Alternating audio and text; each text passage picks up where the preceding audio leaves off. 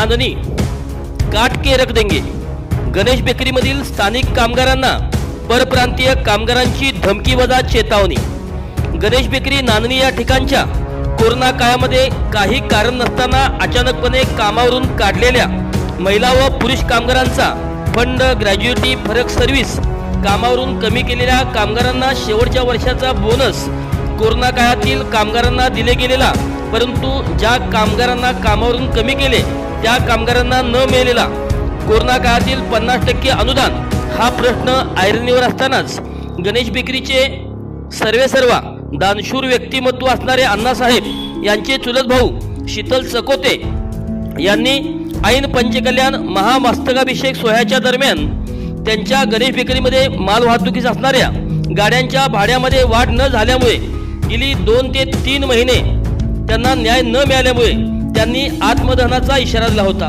परंतु समाजाविषयी असणारी आस्था तसेच बंधुप्रेम याचा समतोल राखत पोलीस प्रशासनाच्या विनंतीला मान देऊन त्यांनी त्यांचे आत्मदहनाचे आंदोलन तात्पुरते स्थगित केले असताना अचानकपणे बेकरीमध्ये काट के रख देंगे अशा प्रकारची धमकीवजा चेतावणी परप्रांतीय कामगारांनी स्थानिक कामगारांना दिल्याची चर्चा कामगार वर्गातून दिसून येत आहे।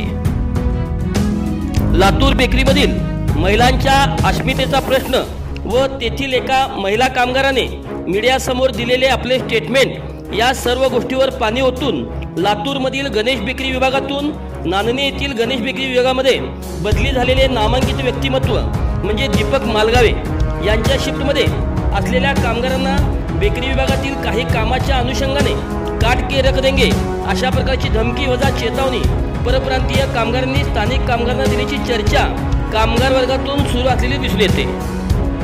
तसेच त्या परप्रांतीय कामगारांनी स्थानिक कामगारांना मारण्यासाठी चाकूचा वापर करणार असल्याची धमकी दिल्यामुळे बेकरी विभागात काम करणाऱ्या परप्रांतीय कामगारांच्याकडे हातारे असल्याबाबत कामगार वर्गातून बोलले जात आहे।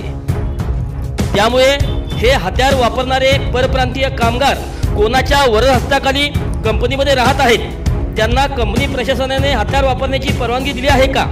या बेकरीच्या आतील बाजूस राहणाऱ्या परप्रांतीय कामगारांना दारूचा बाटल्या कोण पुरवते? त्यांना लागणारा गांजा कोण पुरवतो? हत्यार वापरण्याच्या परप्रांतीय कामगारांचे बॅकग्राऊंड काय आहे? भविष्यात नांदणीमध्ये बीड परिचे स्वरूप येईल का?